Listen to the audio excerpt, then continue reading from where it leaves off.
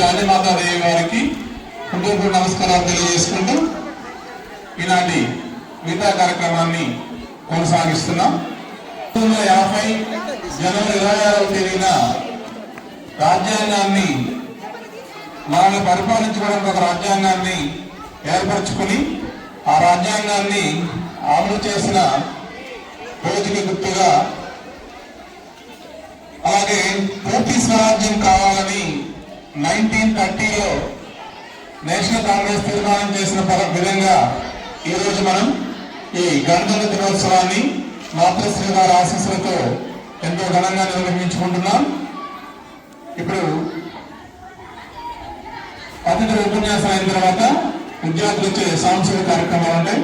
తదుపరి కొనసాగించాల్సిందిగా మహేశ్వర వచ్చిన 76 సంవత్సరాల క్రితం భారత రాజ్యాంగ పరిషత్ వారు రూపొందించబడిన నియమ నిబంధనలతో ఈ యొక్క దేశము సార్వత్రిక సామరస్యతతో మన అందరి పట్ల ప్రేమ, కరుణ, దయ చూపుతూ దేశాన్ని అన్ని రంగాలలో వ్యవసాయము, పరిశ్రమలు, శాస్త్ర సాంకేతికము ఇత్యాది మొదలగు రంగాలలో అభివృద్ధి చెందుతూ దానికి ఎంతో మంది కృషి చేయడం జరుగుతున్నది.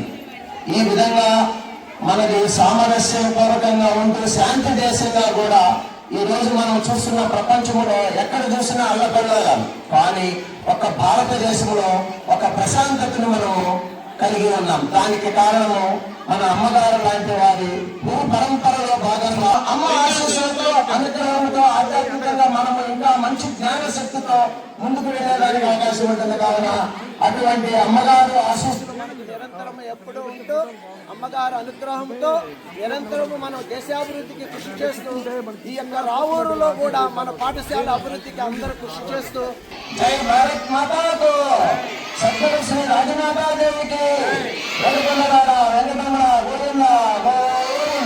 పద్యాన్ని రచించారు.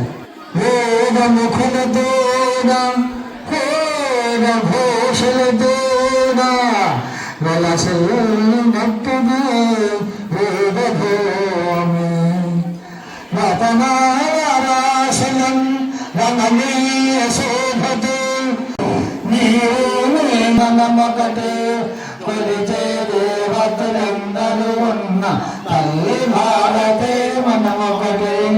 కులాలు అర్థాలున్నా, భాషలు ఆశలు ఎన్నున్నా, పై పై వేదాలెన్నున్నా, మనలో ఏకత్వం ఒకటి. నీరు నేను అంతా బలసి మనమొకటి. కొలిచే దేవతలందరూ ఉన్న తల్లి భారతే మనకొకటి. రాముడు, కృష్ణుడు, రానాశయాలు, ఆదర్శాలు మనకొకటి రాముడి కృష్ణుడి రామ శివాజీ ఆలస్యాలు మనకొకటి సుఖ దుఃఖాలు శక్తి మిత్రులు గురువు మనలో మనకొకటి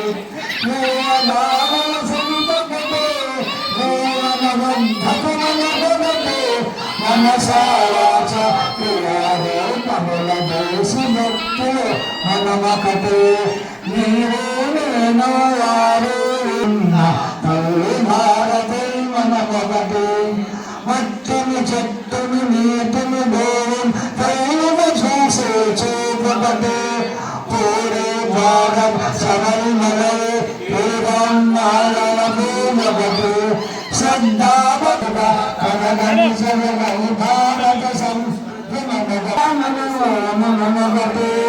కొలిచే దేవతలందరూ సంగమ సంవేదనొకటి ఆశయాంశము ఆవిడు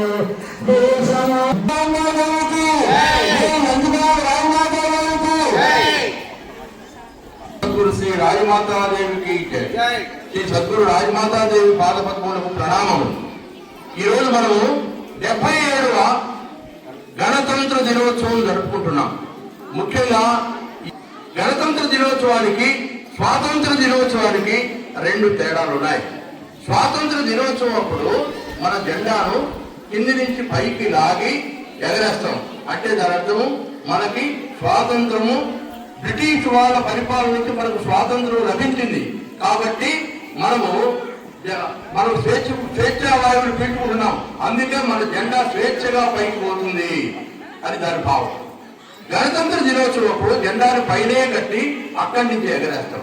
దాని అర్థం ఏంటంటే మనకు పూర్తి స్వాతంత్రం లభించింది కాబట్టి ఈ జెండాను మనం పైనే కట్టి అక్కడనే ఎగరేస్తున్నాం అని చెప్పినని దాని భావము. ఈ జనవరి 26వ తేదీ ఎందుకు వచ్చిందంటే మనకు సద్బోధ చేసి సదుపదేశం చేసి సన్మార్గంలో నడిపించడానికి మనకి మహాజ్ఞాని గురువు శ్రీ రాజమాతాదేవి గారి సన్నిధిలో మనం ఉన్నామంటే మనమందరం అదృష్టం. మన అదృష్టంగా భావించాలి. విద్యార్థులందరూ కూడా ఈ బాల విద్యాలయంలో మనం చదువుకుంటున్నందుకు మనం ఎంతో అదృష్టవంతులుగా భావించాలి. అమ్మగారికి ఎంతో కృతజ్ఞులమై ఉండాలి. ఇటువంటి అవకాశాలు కానీ ఇటువంటి సదుపాయాలు కానీ జిల్లా పరిధిలో కూడా ఎక్కడ ఉండవు. అన్ని సదుపాయాలు మనం కల్పించి మీరు బాగా వృద్ధిలోకి రావాలా అని చెప్పినని మనల్ని ఆశ్రయిస్తున్నాం. అమ్మగారికి మరొకసారి పాల్గొంటూ నమస్కారం చేసుకుంటూ అవకాశం ఇచ్చిన పెద్దలందరికీ వందనాలు సమర్పించుకుంటున్నాం.